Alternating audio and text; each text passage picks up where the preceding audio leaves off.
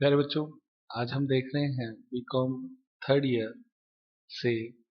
Chapter का नाम है डिस्पोजल ऑफ प्रॉफिट यानी लाभों का निस्तारण एंड कैपिटलाइजेशन ऑफ प्रॉफिट यानी एवं लाभों का पूंजीकरण। डिस्पोजल ऑफ प्रॉफिट का मतलब होता है कि हमारे पास जो प्रॉफिट एक कंपनी ने कमाया, तो उस कमाए गए प्रॉफिट को वो कैसे डिस्पोजल करती है यानी बंटवारा करती है, बांटती है, यूज करती है। तो उसके यूज करने के तीन तरीके होते हैं। पहला, ट्रांसफर टू रिजर्व। जो प्रॉफिट उसके पास आता है तो सबसे पहले वो उसे अपने रिजर्व्स बनाती है, जो आवश्यक रिजर्व है वो बनाती है और कुछ पैसा रिजर्व्स के रूप में रखती है। तो पहला काम वो करती है ट्रांसफर टू रिजर्व। कंपनी के बारे में बात चल रही। फिर उसके बाद में सेकंड काम होता है उसका डिविडेंड देना, लाभांश। तो एक कंपनी के जितने भी इन्वेस्टर है जिन्होंने उसमें अपना पैसा लगाया है, तो उन शेयर होल्डर्स को डिविडेंड देती है यानी लाभांश बांटती है। ये उसका दूसरा काम होता है। और तीसरा, थर्ड काम होता है कि यदि मान लो उसके पास बहुत सारा प्रॉफिट इकट्ठा हो चुका है तो बोनस शेयर देती है। तो ये तीन काम एक कंपनी को डिस्पोजल ऑफ प्रॉफिट के अंतर्गत करने होते हैं। आसान है बच्चों, आप आराम से समझ सकते हैं। डिस्पोजल ऑफ प्रॉफिट में तीन काम करते हैं: रिजर्व में ट्रांसफर करना, डिविडेंड देना और बोनस शेयर इश्यू करना। तो आज हम इसमें थियोरेटिकल पार्ट पढ़ना स्टार्ट करते हैं। इसमें जर्नल एंट्री सीखते हैं। देखिए बच्चों, सबसे पहली जर्नल एंट्री नंबर 1 है ट्रांसफर टू रिजर्व, संचयों में हस्तांतरण।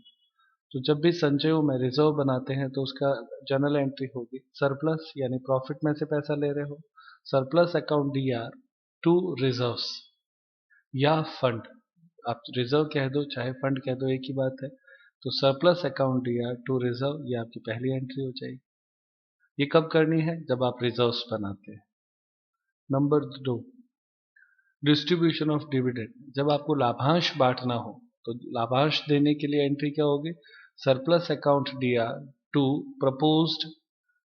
अब ये जगह छोड़ी हुए है, वो आपके पीएस या ईएस आ जाता है। यानी अगर इक्विटी शेयर पे दे रहे हो तो ईएस डिविडेंड हो जाता है, यदि आप प्रेफरेंस शेयर पे दे रहे हो तो पीएस डिविडेंड हो जाता है। तो surplus account DR to proposed PS या ES dividend account DR to proposed tax on dividend account. ये बच्चों प्रपोज्ड शब्द इसलिए लगता है क्योंकि कोई भी कंपनी जब लाभांश डिस्ट्रीब्यूट करती है तो पहले उसका प्रस्ताव रखा जाता है साधारण सभा के लिए। एजीएम जिसको हम बोलते हैं, एनुअल जनरल मीटिंग में प्रस्ताव रखती है और वो प्रस्ताव पारित हो जाता है यानी प्रपोजल जो हमने रखा था वो एक्सेप्टेड हो जाता है, तो उसको हम पेमेंट करते हैं। तो पहली एंट्री जो हम करते हैं वो प्रपोजल रखने की होती है, तो वो एंट्री आपकी ये है। और उसके बाद में आपके आता है ऑन पेमेंट। जब पेमेंट करती है तो डिविडेंड अकाउंट दिया, tax on dividend account DR to bank. ये दो काम अपने को इसमें करने होते हैं। ठीक है प्यारे बच्चों। अब उसके बाद में आता है next, payment of interim dividend.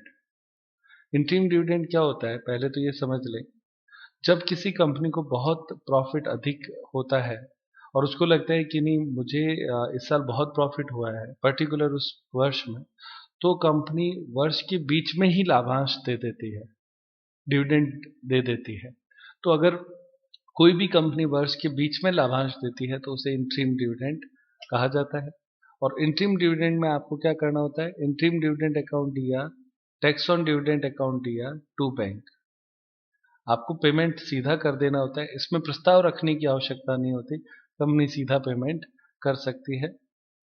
और ये जो हमने पेमेंट की एंट्री करी तो इसमें पेमेंट पहले कर दिया, अब उसका एडजस्टमेंट भी करना होता है, तो उसकी एंट्री हो जाएगी surplus account DR to interim dividend और to tax on dividend account.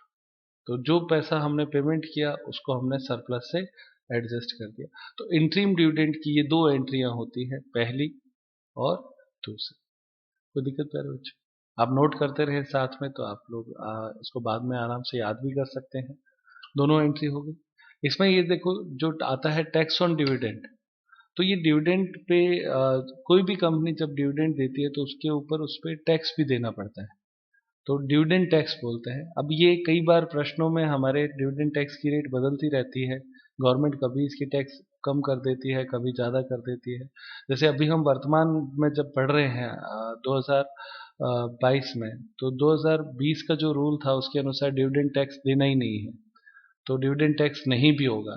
पर हम जब जर्नल एंट्री कर रहे हैं तो दोनों देखते हुए चल रहे हैं कि अगर टैक्स होता है तो एंट्री में ये जगह हो जाएगी, अगर नहीं होगा तो नील हो जाएगा, या उसको लिखेंगे नहीं। दोनों में से कोई भी एक काम हो सकता है। आगे देखें। अब अपनी हेडिंग है सोर्सेज ऑफ डिविडेंड, यानी लाभांश के स्रोत। सोर्सेज ऑफ डिविडेंड में क्या होता है, हमें ये देखना होता है कि हम लाभ कहाँ से दे सकते हैं। बहुत छोटा सा प्रश्न है, लाभ कहाँ से दे सकते हैं। करेंट ईयर का प्रॉफिट आप लाभ डिविडेंड देने के लिए काम में ले सकते हो। प्रीवियस ईयर का जो रेवेन्यू प्रॉफिट है उसको भी आप डिविडेंड देने के लिए काम में ले सकते हो। और बोथ बोथ का मतलब दोनों ही काम में लिए जा सकते हैं। कुछ आप पिछला प्रॉफिट ले लो, कुछ अभी का प्रॉफिट ले लो। और गवर्नमेंट से अगर कोई आपको पैसा मिला है फ्रॉम गवर्नमेंट गारंटी, तो कई बार ऐसा होता है गवर्नमेंट कोई नया बिजनेस होता है तो उसके लिए इस तरह का प्रावधान कर दे, तो ये आपके है। तो कुल मिला के मुझे इस पूरे पॉइंट का जो निष्कर्ष समझ में आता है वो ये है कि जो डिविडेंड है, लाभांश जो है, वो करंट ईयर और प्रीवियस ईयर दोनों ही प्रॉफिट से दिया जा सकता है। प्रॉफिट रेवेन्यू प्रॉफिट होना चाहिए।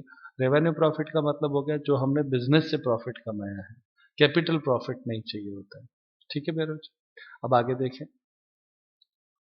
नोट, लाभ को बांटने से पहले, यानी अगर आप ऐसा चाहते हो कि आप डिविडेंड देना चाहते हो, तो आपको पहले डेप्रिसिएशन और पास्ट लॉस इन दोनों को पहले एडजस्ट कर देना चाहिए, पूरे करने आवश्यक है। पूरे करने आवश्यक का मतलब यही हुआ ना, भाई आप दो, कोई दिक्कत नहीं है, आप डिविडेंड दो, लेकिन उससे पहले डेप्रिसिएशन लेस कर दो और पास्ट जो आपका लॉस है उसको भी पूरा कर दो। ये दो काम हमें करने होते हैं, तो ये नोट इंपॉर्टेंट है, आप भी याद रखें। अब हम देखते हैं इसकी जर्नल एंट्रीज। तो प्यारे बच्चों, जर्नल एंट्रीज में कौन कौन सी जर्नल एंट्री आती है, एक एक करके हम देखते हैं। सबसे पहली जर्नल एंट्री आती है dividend proposed by board of director. जब कोई बोर्ड ऑफ डायरेक्टर अपना डिविडेंड प्रपोज करता है तो उसकी एंट्री क्या होगी, surplus account DR to proposed preference share dividend to propose tax on dividend, यानी ये दिया और इस पे टैक्स दिया। फिर इसी तरह से proposed ES dividend, equity share dividend दिया और उस पर टैक्स दिया।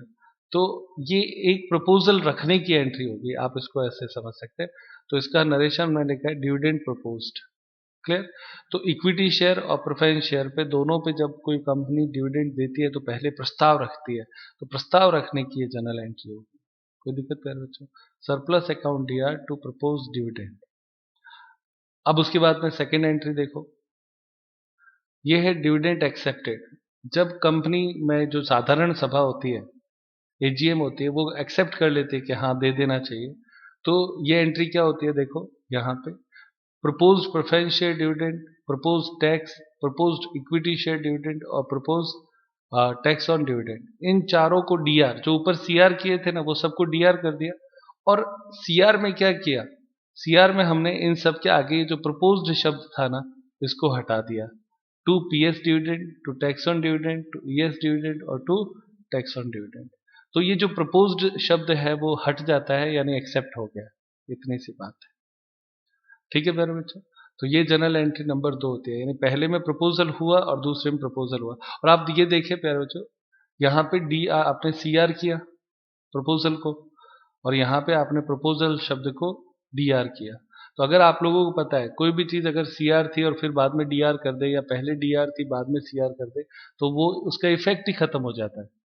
तो यही चीज है, प्रस्ताव रखा था उस समय की एंट्री होगी, फिर प्रस्ताव एक्सेप्ट हुआ एजीएम के द्वारा, तो ये एंट्री होगी। इससे ये अपना सरप्लस से सीधा पेमेंट की तरफ आ जाता है। तो ये एंट्री प्रस्ताव स्वीकृत करने पे है। हो गए दोनों काम। पहली एंट्री प्रस्ताव रखने की, surplus account DR to proposed, और दूसरी entry proposed account DR to बिना प्रपोज्ड। बिना प्रपोज्ड मतलब उनमें से प्रपोज्ड शब्द हटा देंगे। तो ये दो एंट्री आपकी हो जाएगी। आगे देखिए थर्ड एंट्री। थर्ड एंट्री है opening of bank account by director for dividend payment. बच्चों इसका मतलब होता है कि जब कोई कंपनी डिविडेंड का पेमेंट करने वाली। अब देखो ऊपर वाली एंट्री में हमने ये किया था कि प्रस्ताव रखा था, उसको स्वीकार किया। अब स्वीकार हो गया तो अब पेमेंट भी तो करना है। तो पेमेंट करने के लिए डायरेक्टर जो होता है एक डिविडेंड का खाता खोलता है, opening of bank account by director for dividend payment. Dividend payment करने के लिए एक बैंक अकाउंट खोलता है, तो उस बैंक अकाउंट में पैसा जमा कराने की एंट्री है dividend bank account DR. Dividend bank account DR to bank, पैसा जमा करा दिया। Dividend bank account open for the dividend payment, यानी हमने बैंक में पैसा जमा करा दिया। उसके बाद में फोर्थ एंट्री देखो, issue of dividend warrants for dividend payment. अब कंपनी पता है क्या करती है, जब उसने कहानी की तरह लो आप इसे, जब कंपनी ने पहले देखो प्रस्ताव रखा, फिर प्रस्ताव स्वीकार हुआ, स्वीकार होते ही उसने वो पैसा जो था वो एक सेपरेट बैंक अकाउंट में जमा करा दिया। अब क्या, अब वो अपने जितने भी शेयर होल्डर होते हैं उन शेयर होल्डर को वारंट्स भेजती है। वारंट्स का मतलब जैसे अपने चेक देते हैं ना किसी को कि पेमेंट ले लेना, वैसे ही वारंट्स होते हैं। तो डिविडेंड वारंट्स उनको इश्यू कर देती है। अब वो क्या करता है, अब चूंकि आप लोग जानते हैं कि शेयर होल्डर पूरे देश में होते हैं, अलग अलग स्थानों पर होते हैं, तो वारंट्स उनके पास चले जाते हैं। वो वारंट्स जैसे ही किसी शेयर होल्डर को मिलता है, फॉर एग्जाम्पल मान लो आप शेयर होल्डर हैं और मेरी कंपनी के शेयर होल्डर है, तो मैंने जो वारंट आपके एड्रेस पे भेजा, आपको मिला, मिलते ही आपको पता चला अच्छा कंपनी ने डिविडेंड दिया है, तो अब आप क्या करेंगे, वो वारंट किसी भी बैंक का होगा, तो आप जिस बैंक का नाम लिखा हुआ है उस बैंक के पास जाएंगे, उसे जमा कराएंगे और बैंक आपको डिविडेंड दे देगी। क्योंकि नेशनलाइज्ड बैंक है तो सारों में हर जगह पे वो काम होगा। तो ये वारंट पहले दिए जाने की एंट्री है, तो जिसको एक्चुअल में जैसे ही कंपनी वारंट देती है तो वो उसे पेमेंट भी मान लेती है कि हाँ हमने तो पेमेंट कर दिया। क्योंकि आप जानते हैं कि मान लो कोई कंपनी चेक दे देती है, मान लो आप चेक देते हो किसी को, चेक देने का मतलब पेमेंट कर दिया ऐसे ही माना जाता है। वही एंट्री यहाँ पे है, प्रेफरेंस शेयर डिविडेंड अकाउंट दिया, equity share dividend account DR to dividend bank, और ये हो गया वारंट इशूड फॉर पेमेंट। तो ये पेमेंट कर दिया कंपनी ने तो अपनी तरफ से, इसकी एंट्री हो गई। आसान है बच्चों। अब आगे देखिए, deposit of tax to government. अगर प्रेफरेंस शेयर डिविडेंड और इक्विटी शेयर डिविडेंड पे टैक्स अगर लगता है, तो जैसा कि मैंने कहा अब नहीं लगता है, अगर लगता है तो tax account DR to bank, ये टैक्स जमा कराने की एंट्री हो जाएगी। अब उसके बाद में नेक्स्ट देखिए, छठी entry, dividend not taken by share holders will be transfer to the unclaimed dividend account. जो लाभांश अंशधारियों द्वारा नहीं लिया गया उसे न मांगे गए लाभांश खाते में जमा करा दिया जाता है। ये क्या कहानी है, अब जैसे हुआ ये कि कहानी चल रही थी, उसमें ये था कि डिविडेंड वारंट इशू कर दिए, हमने मान लिया पेमेंट हो गया। लेकिन आप जैसे मान लो शेयर होल्डर हो, आपके पास वारंट आया, आपने क्या किया कि पेमेंट लिया नहीं, आपको लगा कि क्या है थोड़ा ही पेमेंट है, मेरे को जरूरत नहीं है, या किसी भी कारण से आप पेमेंट लेने के लिए नहीं गए, नहीं गए तो वो क्या हो गया, अनक्लेम्ड हो गया, न मांगा गया, अनक्लेम्ड डिविडेंड। तो उस अनक्लेम्ड डिविडेंड का कब पता चलता है, 30 दिन के बाद। बैंक को बोल रखा था कि भाई 30 दिन में आपके पास जो आए उनको दे देना, नहीं आए तो आप हमें सूचना दे देना। तो बैंक क्या करती है, 30 दिन के बाद में उनको सूचना दे देती है कि ये देखो आपका अनक्लेम्ड डिविडेंड जो है वो इतने लोगों ने पैसे नहीं लिए। तो जो पैसे नहीं लेती है ना, मतलब जिनका जो लोगों ने क्लेम नहीं किया कि हमें डिविडेंड दो, तो उनका जो है उसे क्या कर दिया जाता है, अनक्लेम्ड डिविडेंड अकाउंट में ट्रांसफर कर दिया जाता है। तो उसकी जनरल एंट्री है, डिविडेंड बैंक अकाउंट दिया, जो पैसा उनके पास था, टू किस में ट्रांसफर कर देते हैं, अनक्लेम्ड डिविडेंड अकाउंट। एक अनक्लेम्ड का मतलब नाम से पता चल रहा है बच्चों, अनक्लेम्ड, जो पैसा डिविडेंड उन्होंने नहीं मांगा उसमें ट्रांसफर कर दिया जाता है। तो ये उसकी एंट्री है। सातवीं एंट्री देखिए, सेवंथ सेवंथ एंट्री आपके है, unclaimed dividend transfer to unpaid. अब मान लो किसी भी कारण से वो पेमेंट लेने के लिए आए ही नहीं और बहुत टाइम बीत गया, तो अब एक समय के बाद में उस पैसे को, जो मैंने कहा 30 दिन होता है, 30 दिन के बाद में क्या होता है कि उस पैसे को अनपेड एक अलग से बैंक अकाउंट और खोला जाता है। क्या नाम है उसका, अनपेड डिविडेंड बैंक अकाउंट। एक बैंक अकाउंट खोला जाता है और वो जो डिविडेंड का पैसा है वो उस खाते में जमा करा दिया जाता है। तो उसकी जनरल एंट्री होगी, unpaid dividend bank account DR to dividend bank. ठीक है ये बात। अब आप देखो, डिविडेंड बैंक यहाँ पे हुआ दिया, उसी सेम अमाउंट से यहाँ पे डिविडेंड बैंक जो है वो हो गया सिया। तो डिविडेंड बैंक अकाउंट समाप्त हो गया दोनों जगह से, यानी हमने जो वो पैसा डिविडेंड बैंक से निकाल के अनपेड डिविडेंड बैंक अकाउंट में जमा करा दिया, तो ये आपके जनरेट हो गया नया खाता अनपेड डिविडेंड बैंक अकाउंट। एक नया अकाउंट हमने ओपन कर दिया है।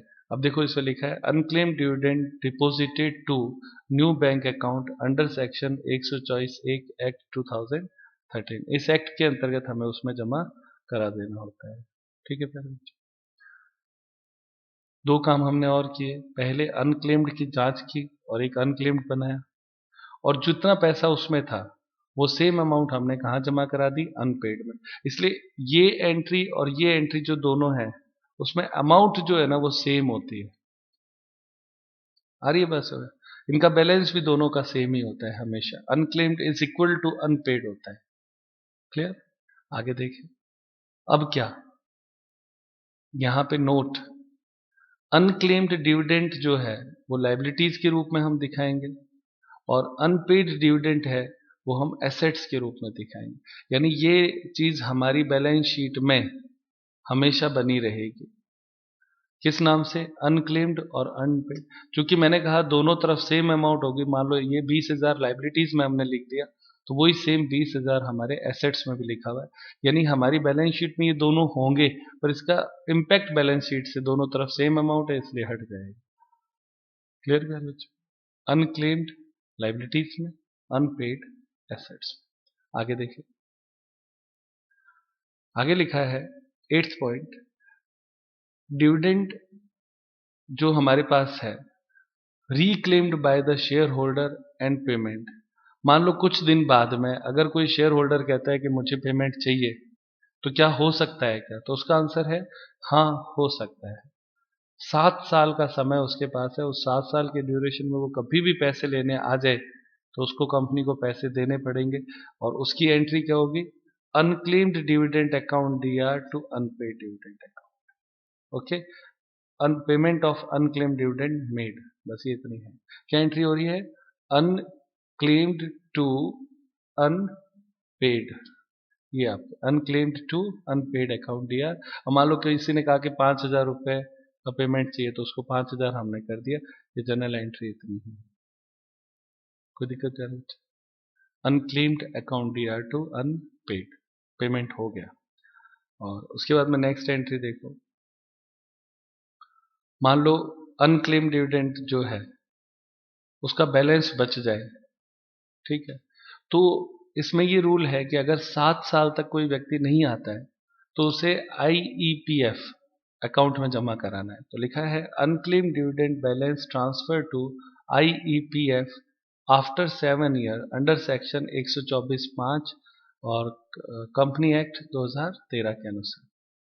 ये IEPF का मतलब होता है investor education and protection fund. Investor education and protection fund में हम 7 साल बाद में वो जो पैसा था वो जमा करा देंगे। तो जमा कराने का मतलब पेमेंट की तरह ही हो गया ना, हमारे पास से तो पैसा चला जाएगा। तो ये सेम एंट्री यहाँ पे होती है, unclaimed account DR to unpaid. अब जैसे हमने ऊपर 20,000 लिखा था उसमें से 5,000 दे दिया, तो बाकी जो बचा वो 15,000 आप यहाँ लिख देंगे। और जिस दिन आप इसमें ये पैसा सारा जमा करा देंगे 7 साल बाद में, तो फिर ये बैलेंस शीट से भी हट जाएगा। तो ये इतनी ही एंट्री आपके इसके अंतर्गत होती है। तो आज की क्लास यहीं पे समाप्त करते हैं। रूल्स इतने ही हैं, अगली क्लास में हम इसके क्वेश्चंस देखेंगे जो आप प्ले लिस्ट में जरूर देख सकते हैं।